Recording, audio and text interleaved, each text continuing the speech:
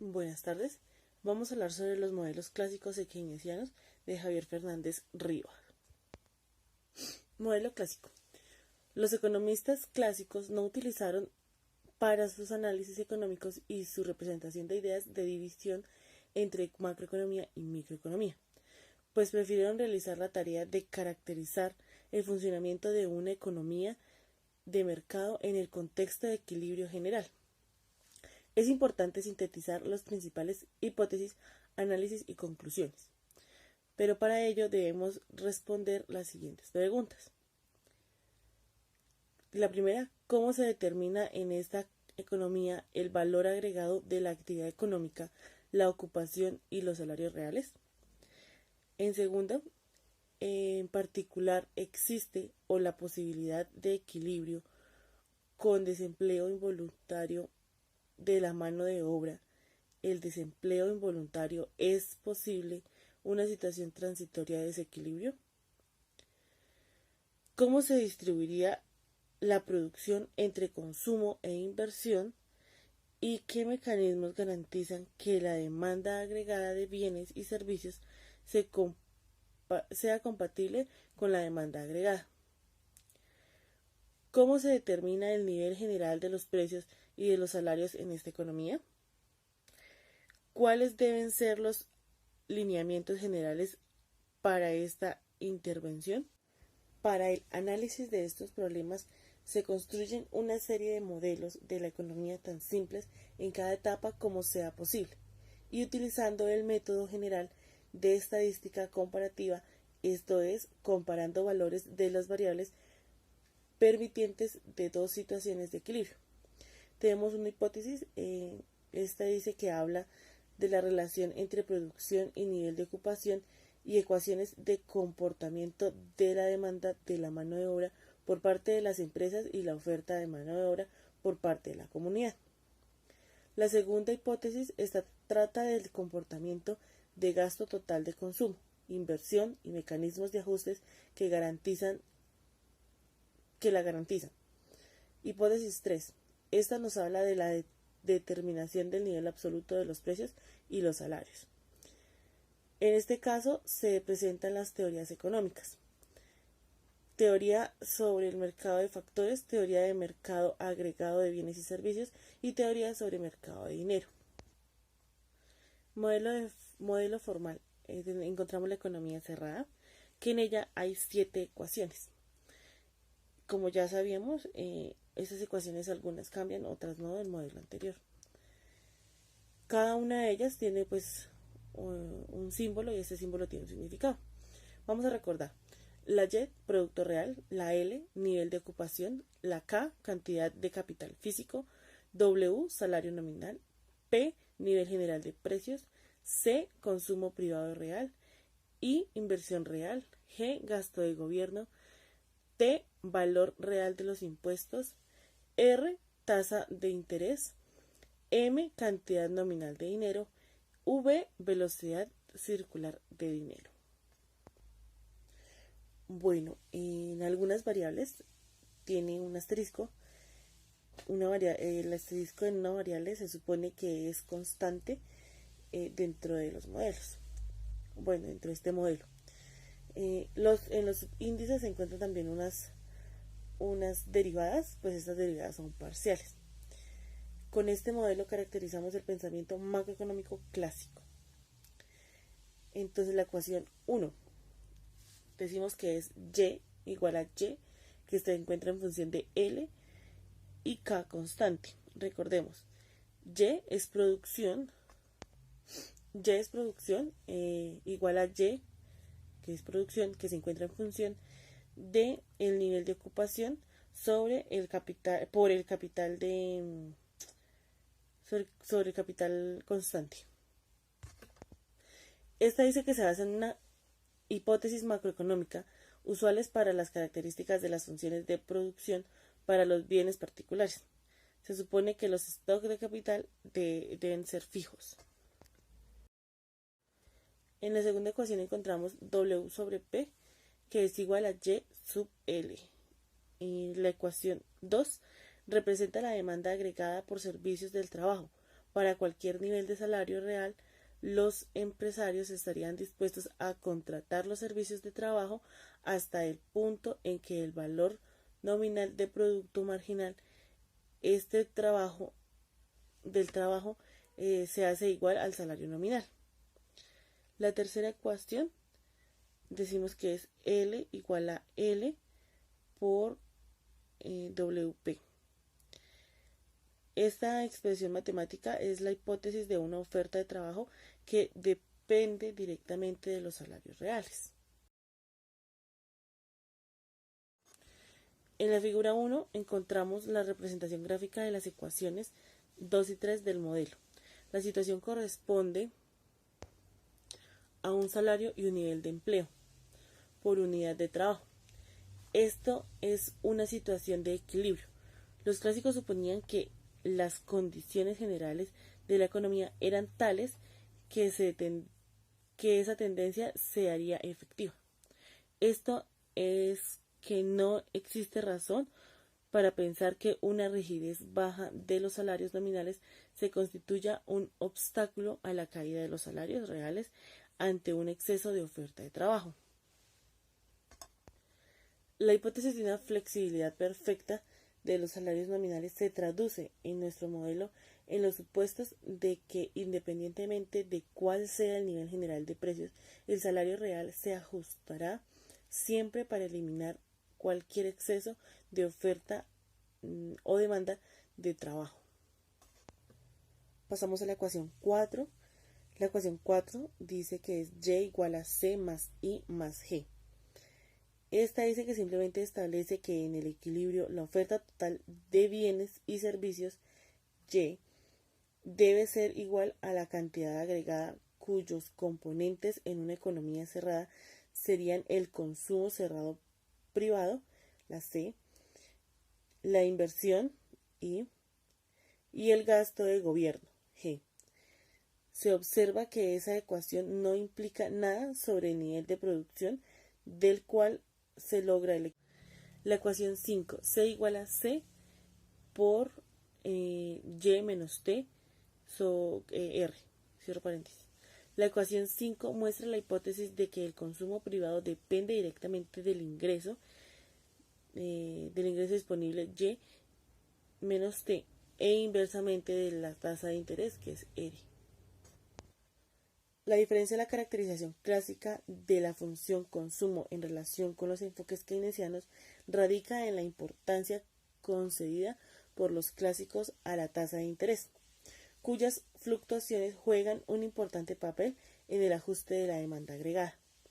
Esta hipótesis de una relación inversa entre el consumo y la tasa de interés refleja la idea clásica que la única razón por la cual la gente estaría dispuesta a renunciar temporalmente a consumir su ingreso sería a existencias de un premio por su sacrificio.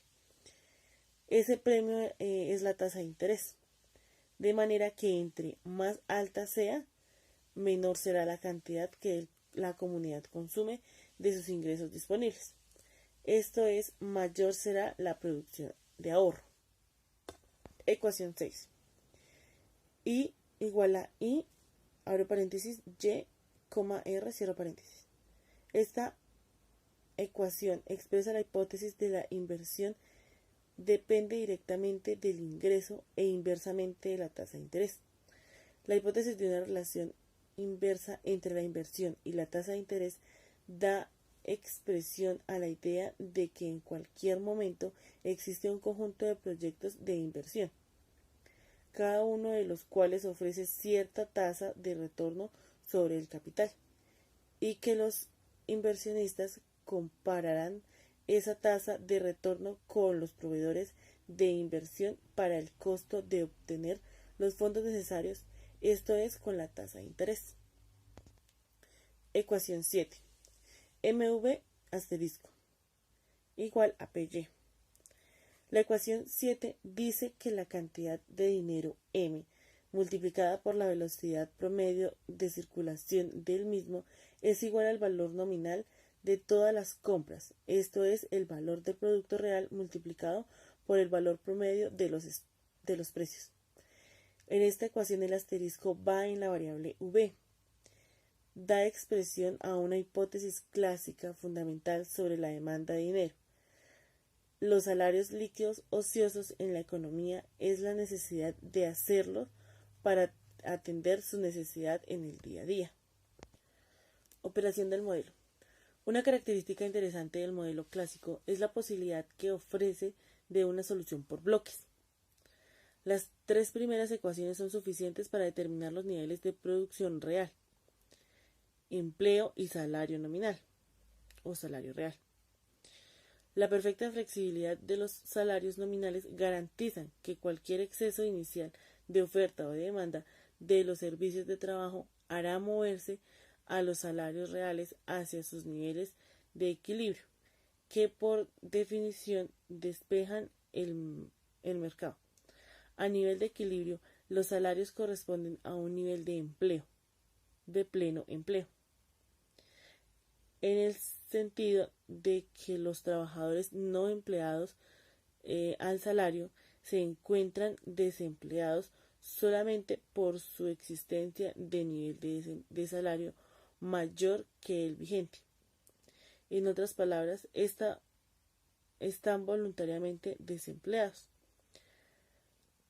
A nivel de empleo existe un nivel de producción y que por razones obvias se llama nivel de producción en pleno empleo. Tenemos la figura 2, donde nos muestra el punto de equilibrio de los salarios.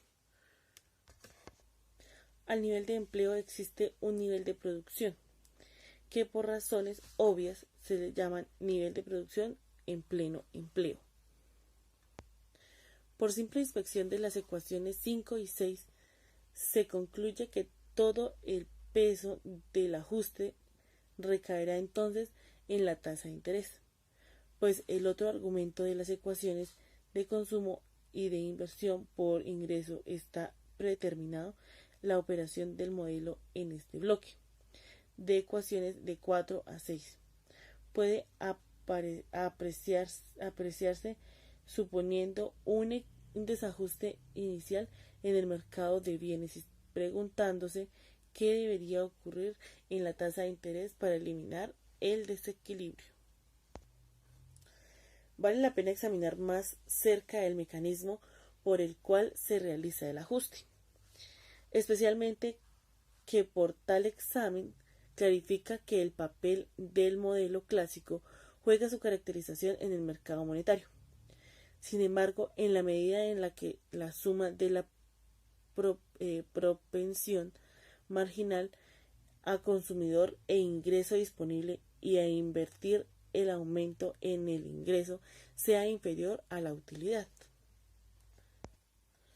Un aumento del ahorro representa entonces un aumento en la demanda de bonos. Para cualquier oferta dada de bonos hará subir su precio, pero el precio de los bonos está relacionado en forma inversa con el nivel de la tasa de interés, por lo cual se aumenta el ahorro, hará caer la tasa de interés, desestimulando el ahorro y estimulando la inversión. Es claro que en tanto exista el ahorro, el precio de los bonos continuará aumentando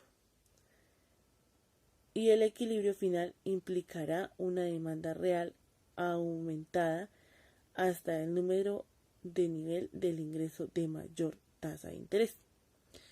Bueno, encontramos la figura número 3, pues que nos está hablando de los bonos y de los precios.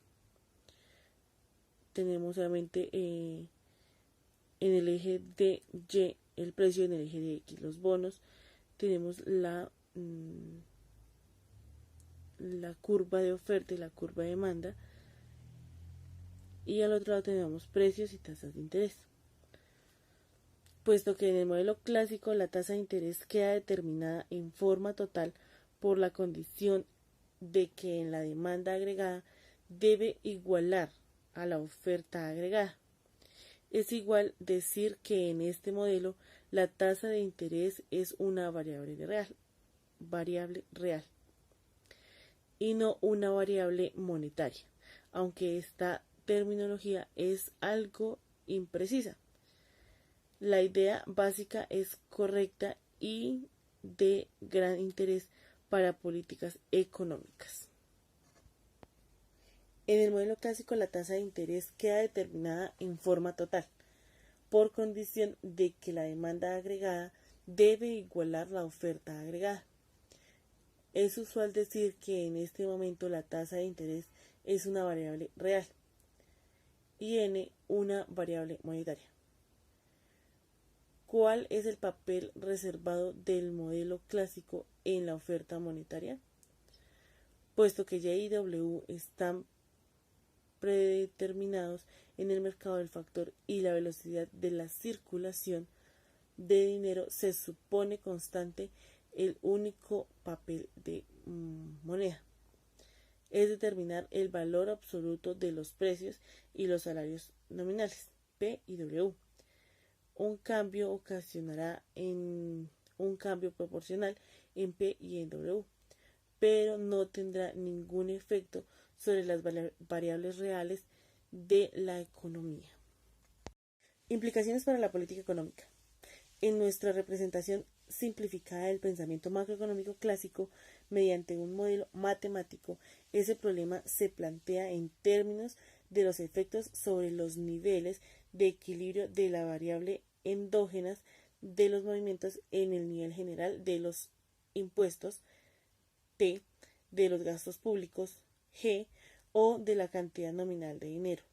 Los cambios en las dos primeras variables caracterizan en nuestro modelo la política fiscal y los cambios en L la política monetaria. Conclusiones sobre los efectos de la política económica. A. En ese momento, el nivel de empleo y la producción de los salarios reales es independiente de los niveles del gasto real, G, el monto real de los impuestos, T, y el nivel de la cantidad nominal de dinero, M. B. Los cambios en el monto total del impuesto o en el gasto público, aunque no afecte el empleo, la producción ni los salarios reales, sí tendrá un efecto sobre la tasa de interés y a través de ella sobre el monto de ahorro y la inversión privada. Un aumento de los impuestos tendría el efecto opuesto. Tendría que hacer caer las tasas de interés, lo cual induciría a un aumento en el consumo privado y a la inversión, de tal manera que la reducción inicial de la demanda por debajo de su nivel de pleno empleo sea compensada por un aumento en respuesta a la caída de la tasa de interés. En este análisis se supone que el gasto público permanece igual. Claro que el aumento de los impuestos sería ahorrado por el gobierno. La política monetaria no tendrá ningún efecto sobre las variables reales de la economía, incluyendo la tasa de interés. Su influencia se limita a la determinación del nivel absoluto de los precios y de los salarios. Un aumento en M ocasionará un aumento en la misma proporción en P. El salario real está predeterminado en W. La concepción clásica del funcionamiento de una economía de mercado supone en general una alta movilidad de los recursos y bastante flexibilidad en los precios absolutos. Por esta razón, si bien puede presentarse perturbaciones por causas exógenas, existe un equilibrio muy estable y las magnitudes relativas de los agregados en la situación de equilibrio. Una perturbación cualquiera podría reducir temporalmente los niveles de producción y ocupación por debajo de los niveles de pleno empleo y alterar el nivel y la composición de la demanda agregada. Sin embargo, el intento de eliminar el desajuste inicial a través de la política fiscal o la política monetaria tendrán solamente un éxito efímero. Bueno, con este tema se concluye la economía cerrada. Iniciamos con la economía abierta. Dice, las principales conclusiones del pensamiento macroeconómico clásico para una economía abierta, para una economía que realiza transacciones, son el resto del mundo. En una economía abierta, una parte de la oferta total de bienes y servicios es realizada por el extranjero y parte de la demanda total se origina en exportaciones. Concluyendo entonces algunas hipótesis siempre simples sobre las ecuaciones del comportamiento y el equilibrio. Para ello encontramos 9 ecuaciones adicionales. Las variables son endógenas y 5 variables exógenas. En el modelo modificado es conveniente hacer algunas observaciones sobre las hipótesis contenidas de las nuevas ecuaciones. En la ecuación 4 aparece un componente de la oferta total, no solamente el producto doméstico, Y, sino también las importaciones. Por otra parte, del lado de la demanda aparece un nuevo componente, las exportaciones, para obviar problemas innecesarios de homogenización. En la ecuación 4, las unidades de oferta doméstica y externa y de todos los componentes de la demanda se definen de tal manera que sus precios son todos iguales a la unidad de la situación inicial. Y las unidades de oferta son completamente versátiles en lo tocante a sus usos. Tenemos que en la ecuación 5 difiere la anterior, o sea, se cambia, en que ahora se incluye como argumento de la función consumo de la variable y a menos t, que será llamada ingreso disponible ajustado. El ajuste en estos casos tiene por objeto tener en cuenta el efecto de términos de intercambio sobre el ingreso real, que puede ser muy importante en una economía como en Colombia. La ecuación 7 solo difiere de la ecuación 7 en la sustitución del nivel de precios P por un nuevo nivel. La ecuación sigue reflejando la hipótesis clásica sobre el mercado monetario previamente discutida, pero tiene en cuenta que para los propósitos de analizar el funcionamiento de una economía abierta es conveniente distinguir, por lo menos, entre el nivel de precios de los bienes domésticos y el nivel de los precios internacionales. En la ecuación 8, el parámetro representa la ponderación que en el promedio reciben los precios de la producción doméstica. Presumiblemente esta ponderación estará relacionada con la proporción que las importaciones prestan. Por su parte, en esta ecuación, PM es un precio internacional de las importaciones en la moneda extranjera. La ecuación 9 simplemente dice que el tipo de cambio E se considera determinado en la forma exógena. Sin embargo, en nuestra discusión subsiguiente supondremos siempre que DE constante es igual a 0, que el tipo de cambio se considera fijo.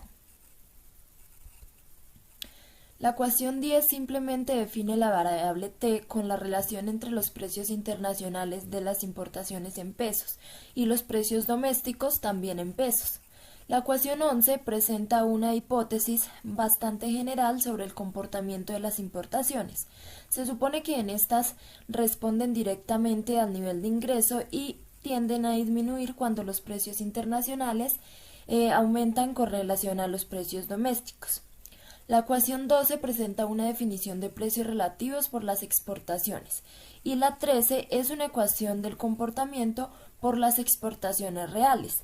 Se supone que éstas aumentan cuando aumenta el nivel de ingreso del resto del mundo y disminuyen cuando los precios domésticos suben en comparación con los precios internacionales.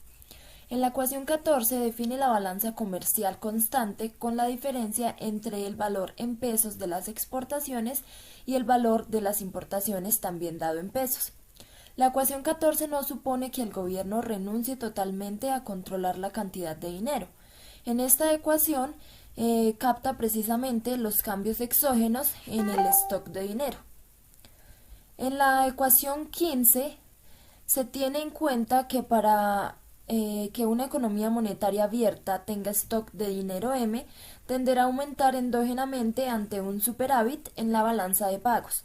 Cuando los ingresos por exportaciones son superiores a los egresos por importaciones, el Banco Central deberá aumentar sus pasivos monetarios con la comunidad y que esa expansión primaria probablemente dará lugar a una expansión secundaria a través del sistema monetario. Y por último, en la ecuación 16 define el cambio en el ingreso real como igual al cambio en el producto más ajustable por ganancia imputable a la variación de los términos de intercambio. La utilización del modelo macroeconómico puede arrojar una luz sobre ciertas aparentes paradojas de la economía colombiana, como son las tendencias depresivas sobre las exportaciones y la inversión ante una bonanza cafetera. En la situación de equilibrio final, la balanza de pagos deberá estar en equilibrio a los nuevos precios del comercio internacional, lo cual implica que en términos reales el país tendrá un déficit. Ese déficit sería inducido por un proceso inflacionario doméstico que disminuiría la competitividad de las exportaciones y haría más atractivo importar. De otro lado, el país podrá intentar contrarrestar la tendencia natural a la aparición de un déficit real en su balanza comercial, como resultado de la bonanza. Por ejemplo, podría regular por medio de licencias o aranceles el monto de las importaciones y tomar al mismo tiempo medidas para apoyar las exportaciones. En el modelo clásico para la economía abierta, la autoridad monetaria carece en la práctica de la capacidad para alterar los precios a menos de que esté dispuesto a neutralizar los movimientos endógenos de la cantidad de dinero con cambios exógenos, manteniendo así un desequilibrio permanente en la balanza de pagos. Bueno, en el modelo keynesiano tenemos que es la caracterización clásica del funcionamiento macroeconómico y suele contraponerse en los libros de texto a una caracterización keynesiana que presuntamente lleva a conclusiones reales diferentes sobre las condiciones del equilibrio macroeconómico y a recomendaciones de política económica casi opuestas a las que se derivan del modelo clásico. Los modelos clásicos y keynesianos son en buena parte dos instrumentos complementarios para comprender el funcionamiento de una economía capitalista y para analizar los efectos de las políticas económicas alternativas, por lo cual se justifica la discusión de ambos modelos en estas notas, que ciertamente no están dedicadas a señalar simples puntos de intereses en la historia del pensamiento económico. Tenemos el modelo formal en economía cerrada, que son las 7 ecuaciones que les voy a mencionar, que resumen apropiadamente nuestros propósitos inmediatos. Y es la estructura del modelo keynesiano. La primera es Y igual a Y, L por Q constante, YL mayor que 0, YLL menor que 0. La segunda es W sobre P igual YL, la tercera es W igual W constante, la cuarta es C igual a C, entre paréntesis Y menos T, 0 mayor que C, Y menos T mayor que 1. La quinta es I igual a I, entre paréntesis R, Y más I constante, y R mayor que 0 y Y menor que 0. La sexta es Y igual a C más I más G.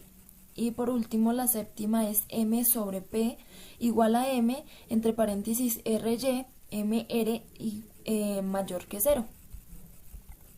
Los símbolos tienen los mismos significados para el modelo clásico y la estructura es muy diferente a la del modelo clásico.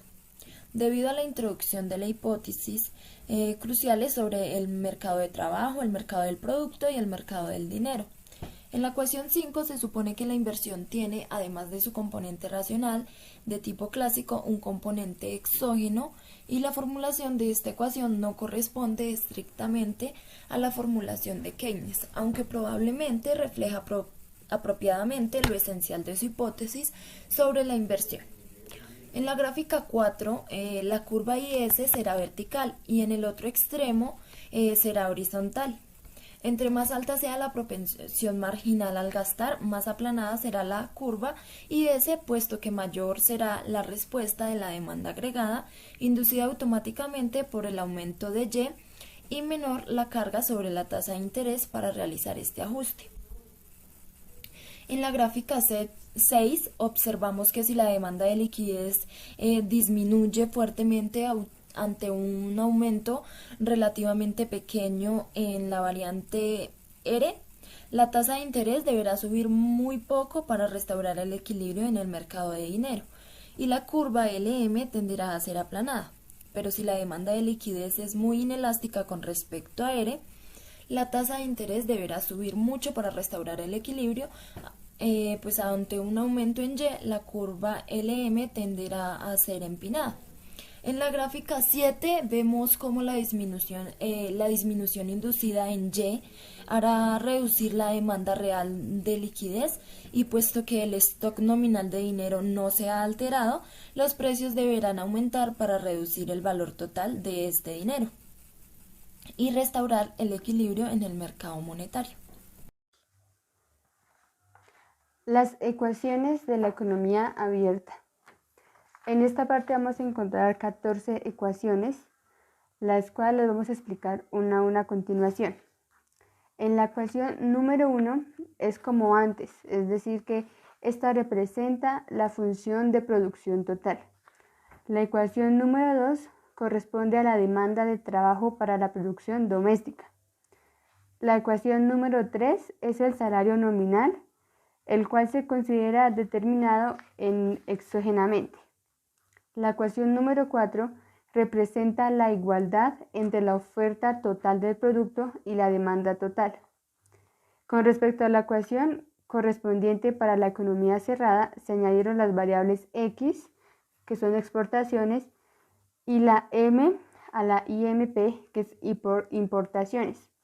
Las exportaciones se suman al lado derecho de la ecuación, pues son un componente de la demanda total. Y las importaciones se suman al lado izquierdo, ya que éstas constituyen un complemento a la oferta interna. La ecuación número 5 corresponde a nuestra familiar función del consumo, donde el consumo real es función del ingreso disponible. La ecuación número 6 es la función de la inversión, en donde la I con asterisco es autónoma, que significa inversión. La ecuación número 7 representa la demanda del dinero, la cual se supone función inversa de la tasa de interés y función directa del ingreso real. En la ecuación número 8, donde la P es como un promedio ponderado de tales precios. La ecuación número 9 define a T como una relación de precios internacionales, P, precios en dólares, el cual esto se multiplica por el tipo de cambio. La ecuación número 10 representa las importaciones físicas como función inversa de los precios relativos a T. La ecuación número 11 representa la hipótesis de las exportaciones físicas son función directa del ingreso del resto del mundo, en donde Y elevado a la E y además responden positivamente a un aumento de los precios internacionales en relación a los precios domésticos.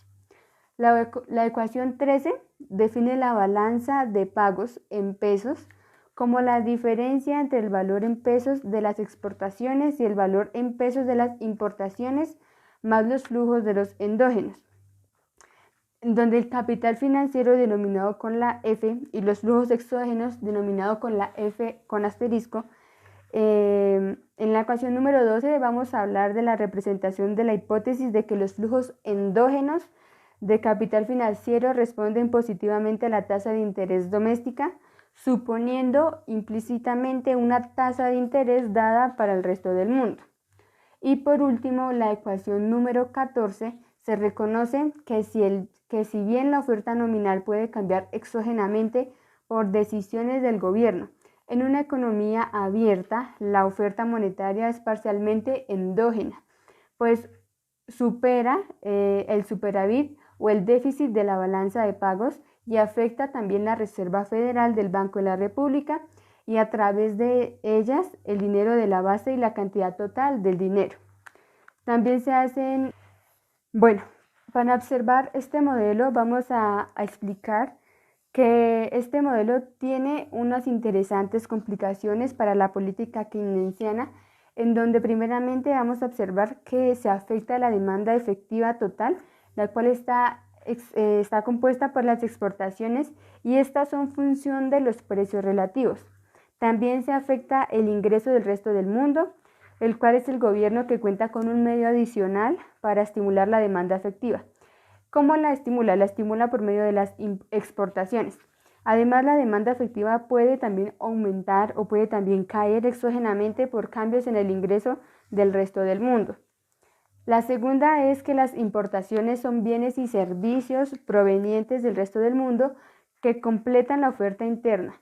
Un aumento del precio relativo al precio internacional tiende a redirigir la demanda total hacia las importaciones. Esto lo que hace es que disminuye la demanda dirigida al Producto Interno y eventualmente crea un problema en la balanza comercial. Este aumento en el ingreso tiende también a aumentar las importaciones, en donde el gobierno tiene tiene la posibilidad en este momento de alterar el precio relativo pertinentemente mediante la manipulación del tipo de cambio.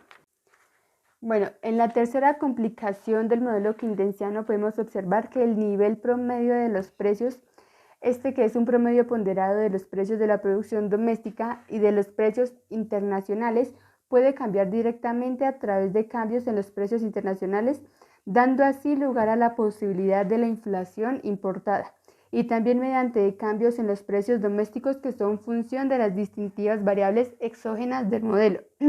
Y esto incluye también los precios internacionales en dólares y el tipo de cambio. Vamos a hablar la curva IS. En la curva IS surge meramente de la ecuación número 4. Pero en esta curva vamos a observar la ecuación número 14, que es exclusiva para la curva IS, en donde vamos a observar que en la economía abierta existen filtraciones de la demanda efectiva dirigida al Producto Interno y estas filtraciones están comprometidas en el segundo paréntesis. Para la definición de A, tenemos que observar que la definición de A significa que es el inverso del multiplicador en el caso del I multiplicado por A. En el primer término de este segundo paréntesis vamos a encontrar que hablamos de la demanda dirigida al Producto Interno cuando aumentan los precios. Un aumento cualquiera en el Producto Interno implica normalmente un aumento en los precios domésticos. Bueno, vamos a observar también que si el producto marginal del trabajo es rápidamente decreciente, es decir, que Y es grande en valor absoluto, un aumento en el ingreso L, que es el empleo, implicará un aumento fuerte en los precios, pues solo de esta manera caerá el salario real lo suficientemente como para estimular mayor el empleo a través del producto marginal del trabajo y rápidamente va la decreciente. Tenemos que observar que en esta economía abierta los aumentos en precios domésticos inducidos por aumentos en la producción interna desestimularían las exportaciones y estimularían las importaciones, lo cual disminuye de esta manera la demanda dirigida al Producto Interno y reduce el efecto multiplicador de cualquiera de los incrementos en la demanda efectiva. En resumen, observamos que por lo que al multiplicador de la demanda efectiva en una economía abierta esta tiende a ser menor en una economía abierta, puesto que cualquier aumento del ingreso se filtra en las partes directamente hacia las importaciones. Esto tiende también directamente a desestimular las exportaciones y a estimular las importaciones por el aumento inducido sobre los precios domésticos. La curva LM surge simplemente de la ecuación número 7 y representa todas las combinaciones de las tasas de intereses y de los ingresos consistentes con los equilibrios en el mercado monetario. Para la curva LM vamos a tener la ecuación número 16. En esta curva vamos a definir que la D en el primer paréntesis cuadrado encierra los términos que definirían a D en una economía cerrada. Nótese que el número encerrado por ese primer paréntesis es negativo, puesto que Y es negativo y los otros términos que lo multiplican o los que lo dividen son positivos y el valor de M es positivo estando procedido el signo menos. Vamos a observar que dentro de la definición la D son negativas cuando se considera con su signo, es decir, que aumenta el valor absoluto de lo encerrado en el paréntesis de la ecuación número 16. Vamos a observar por otra parte que las implicaciones, pues este modelo en la pendiente curva LM siempre será 0 y vamos a observar las implicaciones que esto tiene para la economía política. Es simplemente que en cualquiera de estos casos la política monetaria expansionista dirigida a estimular la inversión mediante reducciones en la tasa de interés se toma completamente como instrumento para aumentar la producción y el empleo. En el último caso, los flujos internacionales de capital financiero muy sensibles a las tasas de intereses, es decir, que el efecto de un intento de reducir la tasa de interés será simplemente un déficit en la balanza capital. Vamos a observar que en la economía abierta el efecto explicado arriba, que es M, Y sobre L y Y sobre L, y el signo infinito, vamos a observar que este signo es un número positivo y que es menor a 1. La explicación de esto es que el valor real de cualquier oferta nominal del dinero depende de los precios promedios de la economía. También vamos a observar un aumento en los precios inducidos por cualquier aumento en el ingreso y que esto tiende a disminuir las exportaciones y aumentar las importaciones, lo cual induce un déficit en la balanza comercial. Esto disminuye las reservas del Banco de la República y contrae endógenamente la oferta monetaria. Bueno, vamos a hablar del último término en donde B multiplica a importaciones sobre Y. Esto significa que contribuye al aumentar el valor absoluto de D. Esto lo que hace es que tiende a aumentar las importaciones vía la propensión marginal a importar. Esto también hace que se disminuyan las reservas federales del banco, como ya lo habíamos mencionado, y también hace que haya una mayor tasa de interés para restablecer el equilibrio en el mercado monetario. Bueno, por último, en la ecuación número 16, los coeficientes de Y a la E y de DF asterisco representan que son signos positivos, es decir, que es un aumento en cualquiera de estas dos variables desplaza la curva LM hacia la derecha y hacia abajo. El aumento en el ingreso del resto del mundo aumenta nuestras exportaciones, las reservas del Banco de la República y la cantidad nominal del dinero. Una entrada de capital, por ejemplo, a través de un préstamo de un banco mundial tiene un efecto similar sobre la oferta nominal del dinero. La dirección de los efectos de cambio de las variables exógenas sobre la curva LM puede convenientemente resumirse en la figura número 9. Pues combinando ahora los resultados sobre la curva IS y la curva LM podemos obtener las siguientes implicaciones de abrir la economía en un medio keynesiano. La primera es que la política de estabilización en una economía abierta debe ser mucho más activa.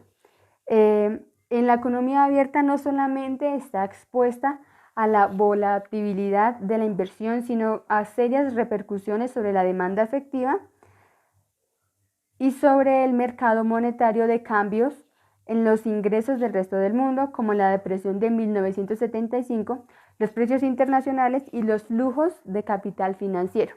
La segunda es que la política expansionista de tipo keynesiano pierde también mucha fuerza en una economía abierta por las filtraciones de la demanda hacia el resto del mundo. En la política monetaria es menos potente para estimular el empleo y la producción y tiende a crear problemas en la balanza comercial o en la balanza de capital. La política fiscal es expansionista, también crea problemas de balanza comercial, aunque tiende a mejorar la balanza de capital por medio de flujos inducidos al capital. La política fiscal también es menos potente en el caso de una economía abierta que en el caso de una economía cerrada. Es decir, que en el modelo se ofrece la posibilidad de llegar a conclusiones